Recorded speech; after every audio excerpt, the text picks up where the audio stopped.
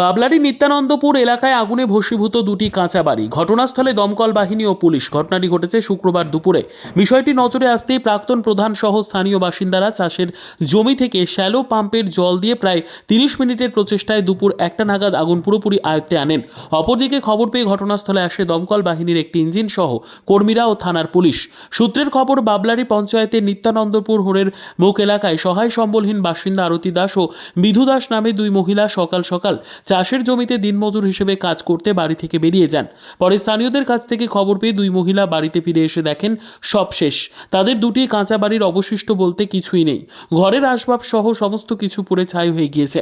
এই দৃশ্য দেখে দুজনেই কান্নায় ভেঙে পড়েন। অন্যদিকে ঘটনার খবর পেয়ে ঘটনাস্থলে আসেন বাবলারী পঞ্চায়েত প্রধান নারায়ণ কর্মকার ও স্থানীয় পঞ্চায়েত সদস্য। এ বিষয়ে প্রত্যক্ষদর্শী স্থানীয় এক বাসিন্দা ও ক্ষতিগ্রস্ত দুই মহিলা কি জানালেন শোনাবো। প্রথমে তুমি দেখেছো? আমি দেখেছি। কিভাবে দেখলে? আমি ওই ঘর থেকে বেরিয়ে আইছি, সাইদিন এখানে দোদো করে আগুন জ্বলতেছে ফাটকারি গায়ে। তা আমি সবাইকে ডাক দিয়েছি। তারপরে কি সবাইকে খবর দিলে? হ্যাঁ তারপরে কি ওই আগুন থেকে এই ঘরে চলে গেল? হ্যাঁ দুটো ঘরই পড়ে গেল। কারা নিভালো? কারা? তোমরাই তো? হ্যাঁ আমরা নেমেছি।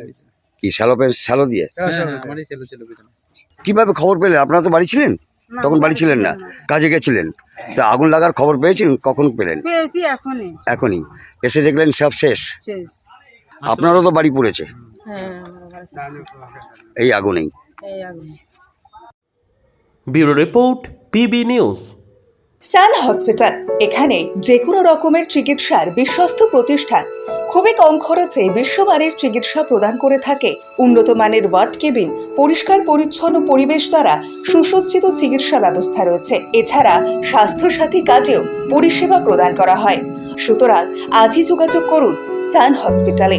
ঠিকানা জিটি রোড, ভাঙাকুঠি, বর্ধমান।